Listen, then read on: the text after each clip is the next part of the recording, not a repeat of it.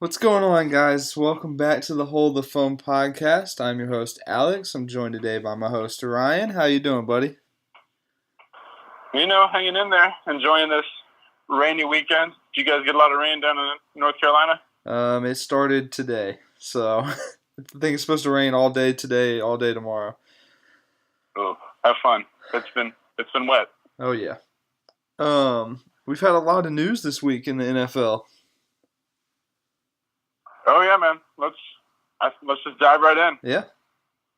So on Monday, the Baltimore Ravens made Michael Crabtree aware that they were releasing him, which kind of was big news. Kind of set the week off on a big note. What'd you think about the release? I understand it, kind of. I mean, I think they're going to use their first pick on a wide receiver, but at the same time, I think he could have been a good mentor to whoever they draft or a good slot receiver, kind of like Larry Fitzgerald is now. But, I mean, it's exciting for whichever team picks up Crabtree because they're going to get him for a lot cheaper than they probably would have. I agree. And I think their main reasoning for it was that he wasn't really productive after they switched from Joe Flacco to Lamar Jackson, which I completely understand, especially if he's not doing much for that price tag. But I think you're right. I think it would have been smarter just to keep him in that receiving room, just to mentor their guy. I think this almost completely solidifies them re-signing John Brown, who was really good for them this year. I don't know if they draft, because this wide receiver class is so deep, I don't know if they go wide receiver in the first round just because they now have running back needs, apparently. So we'll get into that a little bit later. But, I mean, they have needs all over the offense and even on the defense, too. So I don't know if they jump right in the first round. But it's a thought. They definitely might do it if DK Metcalf or A.J. Brown's on the board. Yeah. So a lot of your team, the Panthers, actually made a lot of silent moves this week. They cut defensive backs Captain Munnerlyn and Mike Adams, and they also made Devin Funchess aware that he's not going to be returning to the Panthers in 2019. How do you feel about all that? The Devin Funchess one, I completely understand because DJ Moore kind of took his role, and I don't think he would have been happy as the number 2. The Mike Adams one, I also understand. He's a lot older, and I think we're going to end up drafting a safety pretty high. Captain Munnerlyn, I would have liked to see stay, but I also understand it. I don't know why, but I feel like they're opening up a lot of cap space to go after a free agent. I'm not really sure who, but I don't know. It's curious, but they're trying to open up cap space, and I don't understand. Is Earl Thomas in the cards? I don't think so. I think he's going to want too much. I think if they're going to go for somebody, it's going to be one of the pass rushers like D Ford or Clowney if for some reason he doesn't re-sign or get franchise tagged. But they're going to go after a pass rusher, I would guess. I mean, it makes sense. You guys need to stiffen up on defense. I understood Mike Adams because he's older, but I didn't really understand Captain Munnerlyn. I also understand Funchess, so I think I heard them say that they were going to try to go a little bit younger next year, which also makes sense. You got to revamp. But the points that you made about the Panthers also led up to what I was going to talk about next was the Chiefs franchise tagging D Ford, but also keeping trade talks open with other teams who are interested. What do you think about that? Do you think they should keep him and pay him the money, or do you think they should try to dish him out? Oh, I would try and trade him. I'd franchise him and then try and trade him, for sure. What's your reasoning behind that? I don't know. He came out and said, I'm not going to apologize for jumping off sides, which I understand, but swallow your pride and apologize because now you're going to just cause friction in that locker room. And I don't know. I just feel like that team is so young they don't really want to get swallowed up by paying people a lot of money. Like, they're so good. They have a star quarterback, and they don't have to pay Hunt now. And I would just try and draft somebody and replace him. I mean, I know he's a stud, but if I could get multiple draft picks for him, then I would take it. I agree, especially since this is such a defensive line heavy draft, especially early on in the draft. Maybe they end up trading. But I agree. I think if the price is right, they should move on from D Ford. Now we're also going to stick with the defensive line group category, I guess, and we're going to head down south to Dallas. Well, actually, Texas as a whole, if we're being honest. The Cowboys have not made any progress with DeMarcus Lawrence and re-signing him, and also the Texans, their AFC counterparts, have not made any progress with signing Jadeveon Clowney, like you just mentioned. So where do you think these teams are at right now? Do you think they're looking to move on, or do you think they're going to end up getting the deal done? Because, I mean, if these guys hit free agency, that's going to change the entire narrative of free agency altogether. Because, I mean, so many teams are going to be chasing after them, because those are easily, like, if they hit free agency, they're easily both top 5 free agency candidates. Yeah, definitely. I do think neither one of them will. I hope that they both make it onto the open market, but I see them both being franchise tagged and then trying to make up a deal in the future. Especially if I'm the Texans, I would want to keep Jadeveon Clowney and pair him with J.J. Watt and Marcellus. What's his name? Why can't I think of his name? There are other. I can't think of his name, but yeah, I would want to. Who is it? The Cowboys or Texans? You kind of zoned out for a minute. I didn't hear what you said. Oh, my bad. The Texans, not J.J. Watt, but their other pass rusher, not Clowney. Whitney Merciless? Yeah, Merciless. That's what I'm trying to think of. Yeah, I would want to try and keep Clowney, and then the Cowboys, they just need to. I don't know if they want to pay him the money, honestly, but now that they lost Randy Gregory, they might want to. Yeah, I think losing Randy Gregory, and they lost defensive tackle David Irving, who has been suspended for 2 years now, I think, to start the season. He was suspended to come in to last season, and then is suspended for this season also. So I think they really, if they want to keep that defensive line intact at all, they got to keep Lawrence. I think Jerry Jones will come around and get the deal done, though. Probably. He likes to spend money. That's right.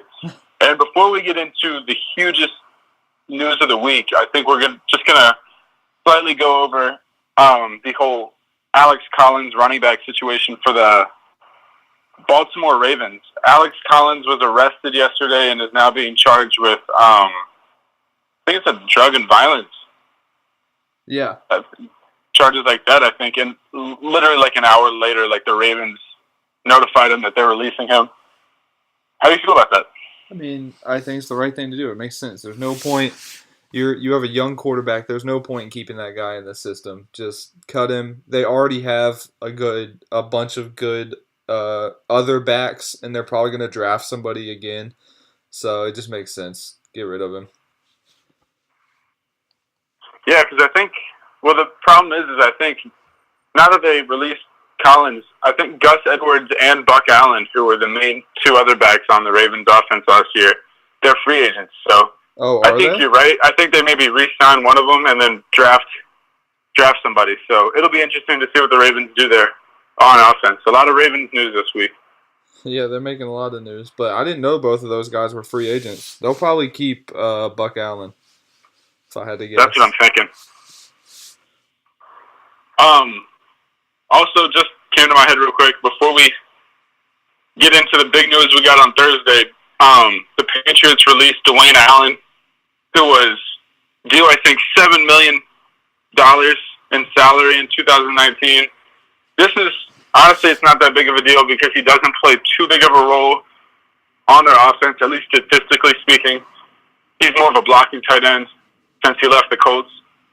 But this is huge if Rob Gronkowski chooses to retire, because, I mean, if he retires and they cut Dwayne Allen, which they just did, they instantly go to their third string running back, tight end, excuse me, which is I can't even think. Hollister or Izzo. Yeah, Those probably. two guys, they're both super young guys, and I don't think they're ready. I think regardless they're drafting a tight end anyways. But I think so too, but I also think that the fact that they cut Dwayne Allen says to me that they're going to end up Gronkowski's going to play another year. oh, for sure, I think that's confidence that Gronk is going to play and that he'll be able to keep whoever they draft, Irv Smith or Noah Fant or T.J. Hockenson under his wing for a year. Yeah, exactly. Which I'm kind of bummed about. I was kind of ready for Gronk to retire, but yeah, me too. I'm sure my Patriots fan friends are going to beat me up for that later. So now we can jump into the biggest news of the week. On Thursday, we all got a blockbuster notification that Jason Witten is coming out of retirement to rejoin the Dallas Cowboys. I don't know about you, but I was actually very stunned by this news. I did not see it at all. Totally blindsided me. And honestly, I don't like it. I don't like that. I mean, he wasn't good in the booth, but at the same time, he's 36. He's not going to be good on the field either. Just hire him as a coach. Exactly, bro. It made no sense to me. Like, you're a bad announcer, so retire from that job and go live in your mansion somewhere. Like, you're 36. The only thing you were already slow. Now you've taken a year off. The only thing you're going to come back and do is catch third and threes and block for a year. Like, he signed a 1-year contract. What's the point? Yeah. I think this is like kind of like a situation in New England, like we just talked about with Gronkowski. I think he really is just going to mentor somebody like Noah Fant or Irv Smith or T.J. Hockenson for 1 year, and then he's going to retire. Probably, but I just hope he doesn't end up in the booth again. Well, he's not going to end up with Monday Night Football, so we're going to get somebody in that job. So that kind of leads into my next question for you. Who do you hope ends up in that job? Do you have a few candidates in mind? My heart wants it to be Pat McAfee, but I don't think it will be.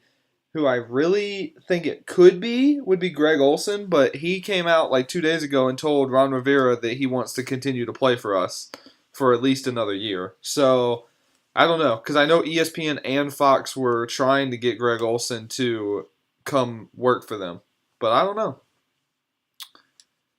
Greg Olson would be a great addition to Monday Night Football. I would love to hear Greg as soon as he is. Honestly, I have so much respect for Greg Olson. He can play as long as he wants. I know he's like the same age as Witten, but I just feel like he has so much more heart. Not saying that Witten doesn't have heart, but Greg has been through so much with injuries and stuff, and he's stuck with the Panthers organization through thick and thin. So he's good to go whenever he wants to retire. He could just head on over to the booth. Other people that I was looking at I also completely agree with Pat McAfee. I would love it, absolutely love it, if Pat McAfee ended up there. But other people that are kind of dark horses for it are Nate Burleson. Do you watch Good Morning Football? Yeah. I love Nate Burleson. I think he would be a great addition to the Monday Night Football team. Also, my favorite, shout out to Buffalo, Kyle Williams. I think he was actually at the Combine this weekend announcing things for the defensive lineman at the Combine. And he actually did great. I listened to it. I didn't think he would, but he actually killed it. So now I'm thinking maybe Kyle Williams could end up in there. Yeah, I saw that on Twitter. That'd be exciting.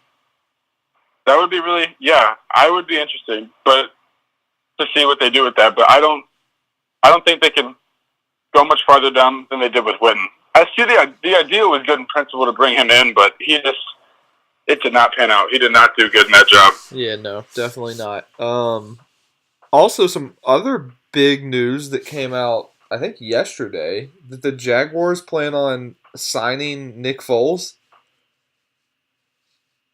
Yeah, I saw that. And to me, as a Bills fan who constantly takes crap from Jaguars fans, I'm super excited about that because that is literally getting them in financial hell for a washed quarterback. I could not be more excited for it because I know he's not going to pan out.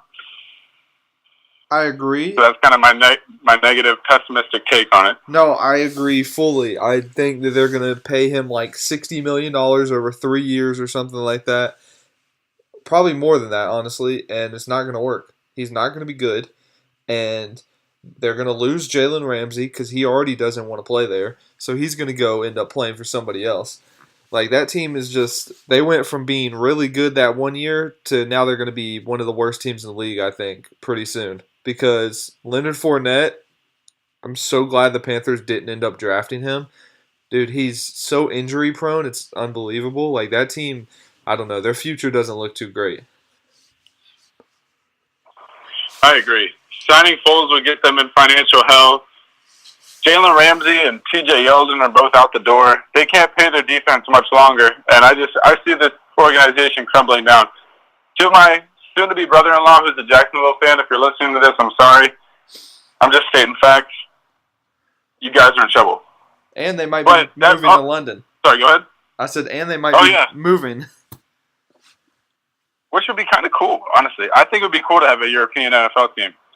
It would.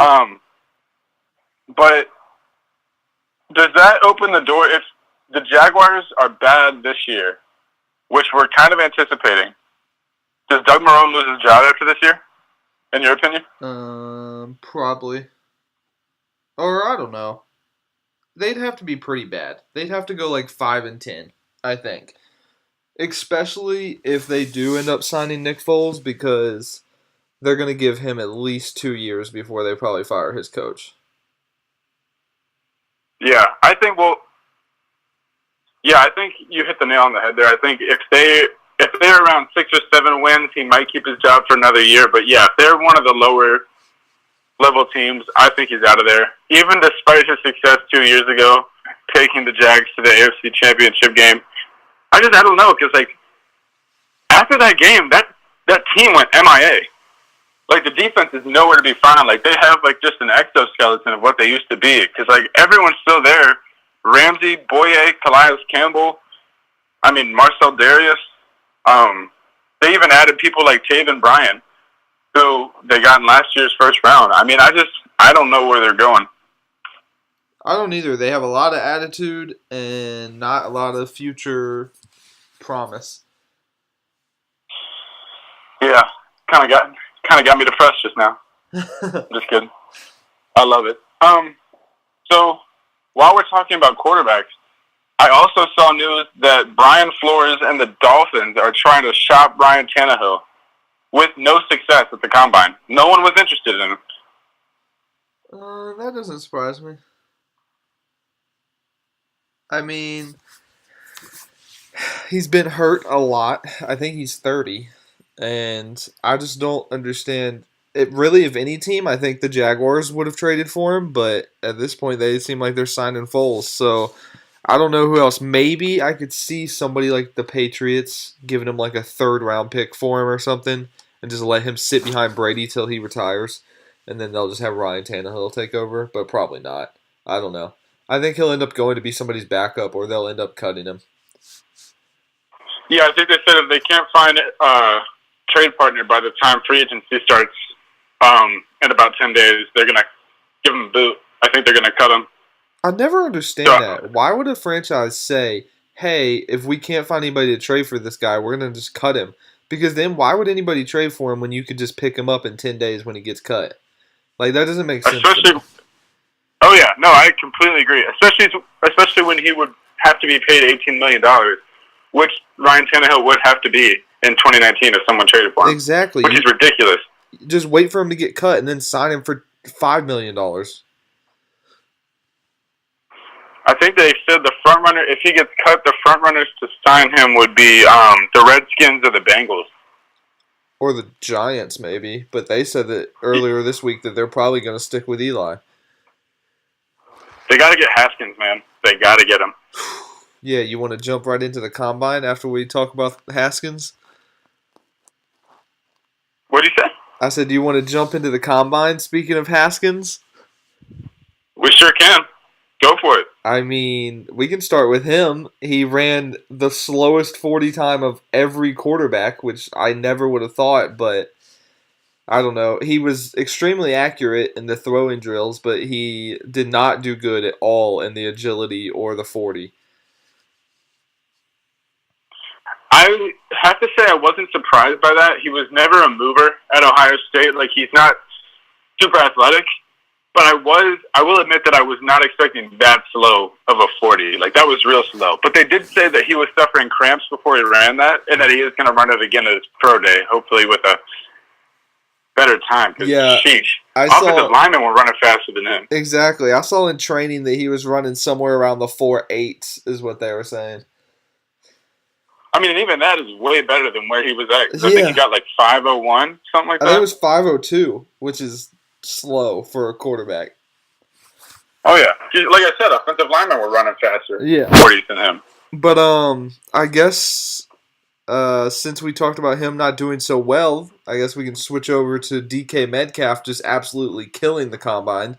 Literally. Oh, my gosh. Bro, like, the fact that he showed up in the measurements as 1.5% body fat and then ran a 4.33 is insane to me. And he had 27 reps on the bench. It's crazy, dude. What's going to end up happening, though, is he's testing like this. I hope this doesn't happen. I hope he's a star. But somebody's going to take him in, like, the top 10, and he's going to be a complete bust. Oh, I thought you were going to say he was going to get caught for PEDs or something like that, which also may happen, but we hope it doesn't. Yeah, no. For his sake. Never want to wish bad on him, but I don't know. I just see somebody reaching heavily for him now because of his combine. Cough, cough, Buffalo. Maybe. Although... Nah, Buffalo's smarter than that. Although him and Josh Allen would be one hell of a pairing. Not without a line, though. I completely agree. Okay, from this standpoint, I think he would be a great fit in Buffalo because he's kind of like a tight end and a wide receiver mix. Because he's so huge, but he's also so athletic. And we need both. So that would be a great addition. But we also need offensive line still, so he's not going to be much use if Josh is getting sacked on every play.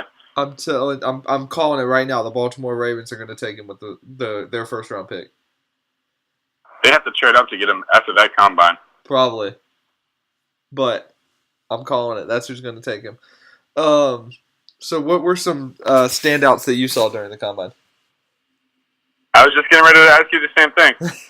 But I think my winner of this combine, just because, I don't know why, but I took onto this guy so heavily watching him do drills. It's an offensive lineman, so that might not be someone you think.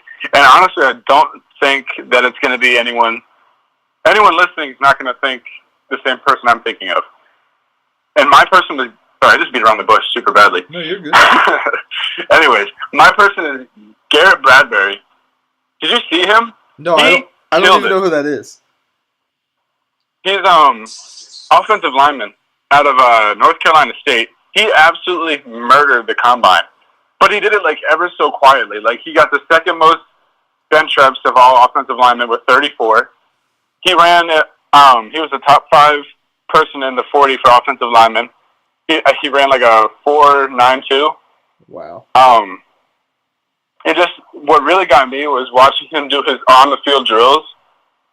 Was when they do the mirror and shuffling drills, where he literally I don't even know how to describe it. He left no space, no possibility to get by him, and that's what I really look for in an offensive lineman.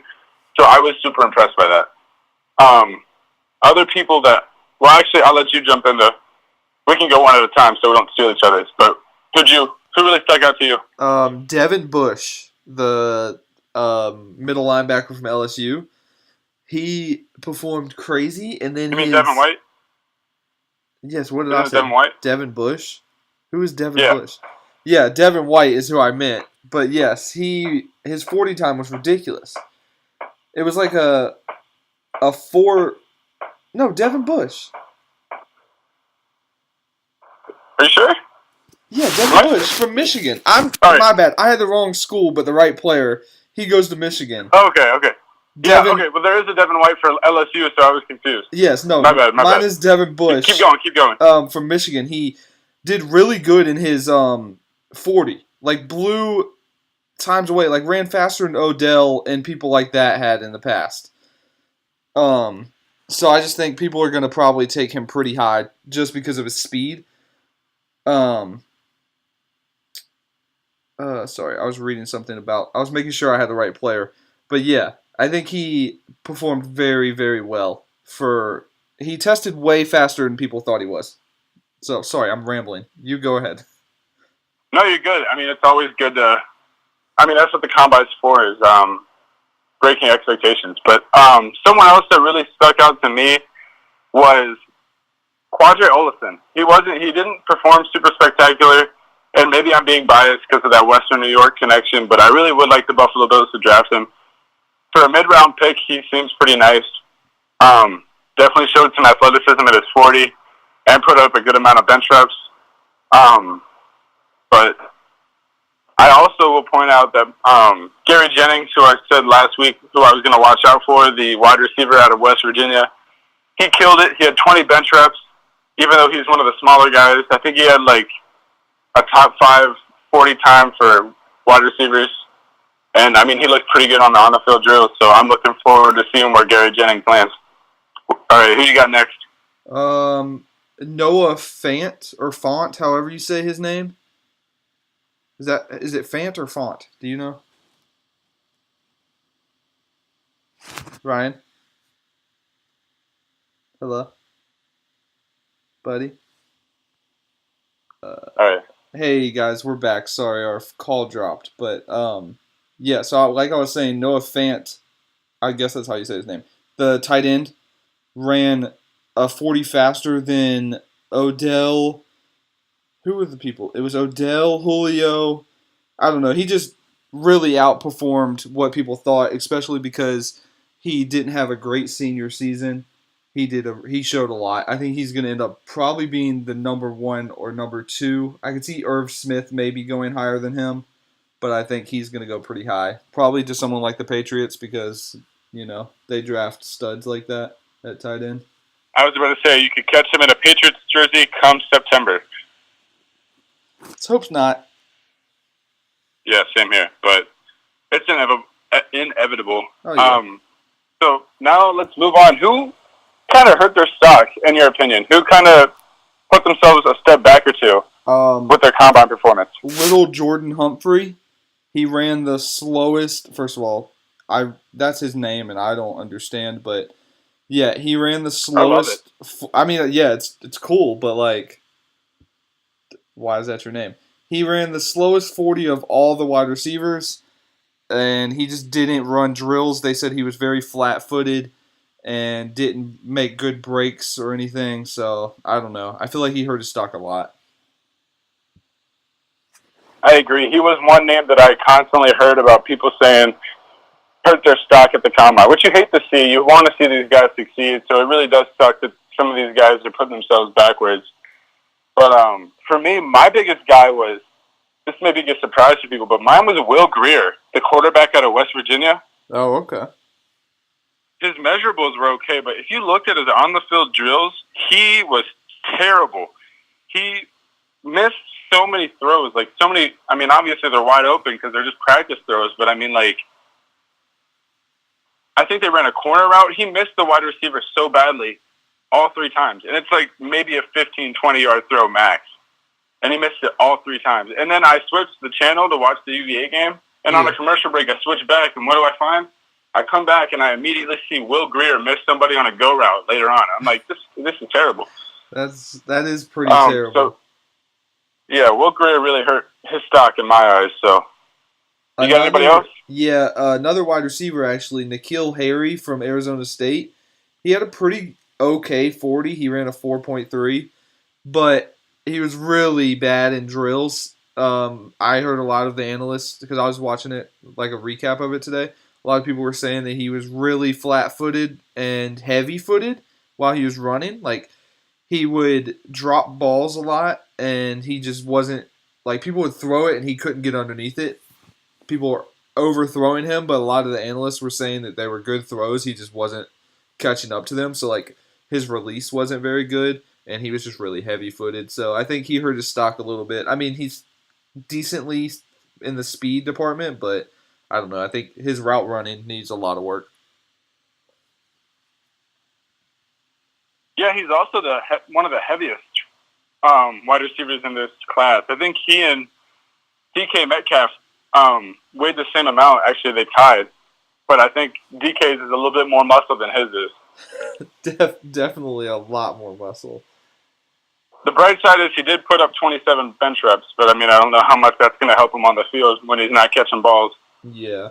One other person, not really a disappointment. Or did you have any more disappointments?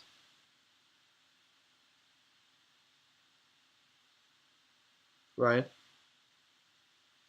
Sorry. I not that I can think of. I'm sure I have some that I might post on Twitter later, but none are coming to mind right now. Oh, okay. Mine was mainly Will Greer. Yeah, I was going to say another thing, not a disappointment, but Kyler Murray, his measurements, I think he was 5'10 and 1/8 and 207 pounds. So he actually came in a lot taller than people thought he was. How was his hand size, though? I saw what the measurement was. It's like 9 something, but like, how did that compare to other quarterbacks? I never noticed. They said it was. I never really saw. They said it was pretty okay for how tall he was. Like it averages to like the same size as Drew Brees and Russell Wilson, but like nothing like a Cam Newton or a Josh Allen. Like it's not huge, but it's not underwhelming for how tall he is. I think this was the big. Well, obviously, we still have his pro day to look forward to because that's when he's doing a lot of his throwing. But I think this has the Arizona Cardinals written all over it. Oh yeah, I think for sure. I think they're going to end up trading Josh Rosen and draft him number 1 overall. Well, words are hard. Well, it'll be interesting to see how that plays out in the next month or so. Yeah, if I'm the Giants, I'm calling the Cardinals right now. Really? You'd rather... So, I guess that opens up a discussion. Rosen versus Haskins. Who are you taking? I'm taking Rosen.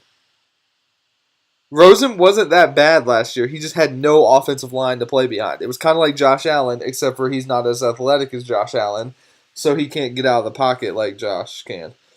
I think Rosen's going to end up being good. I think he had a little bit of Jared Goff syndrome down there with Steve Wilks running the show. I think he's going to bounce back and actually be pretty decent. But I do think under Kingsbury, Murray would definitely be the better quarterback. Do you think that that the Jaguars should maybe be interested in Rosen if that's the case? Because, I mean, I'd definitely like to pay Josh Rosen his $1.5 million or 2-point-something million, whatever his contract is, rather than paying Nick Foles $20 million. What do you think? I think they probably could, but I don't think they will. I don't think they're smart enough. I mean, they gave Blake Bortles a ridiculous amount, and they seem pretty, from all reports, they seem pretty all in on Nick Foles. So, I don't really know. That whole Blake Bortles situation is so cringy. Giving him all that money and an extension and literally trying to trade him like within a calendar year. And Not a good look. And now reports are coming out, hey, we're going to pay you this much money to be our backup. Yeah, it's cringy. Because he's not a free like agent. Like I said, financial year, right? health. So, did you have anything else? What'd you say? I said, is he still a free agent? I mean, he's a free agent next season, right? No, they signed him this fall. They signed him to like a 3-year extension. So he's on the books for 3 years. They got to trade him or cut him or something. Jeez. All right. Well, that sucks. You're right. Financial hell is what they're about to go into. But did you have anything else for this episode, or? No, I think that's it. Just keep up with our Twitter and Instagram, and we got a free agency primer for you next week. It'll be really exciting because we're less than 10 days away from the start of free agency, so we're excited to preview that with you. So we'll see you guys next week. Oh, yeah. Very exciting. All right, guys. Y'all have a good start of your week.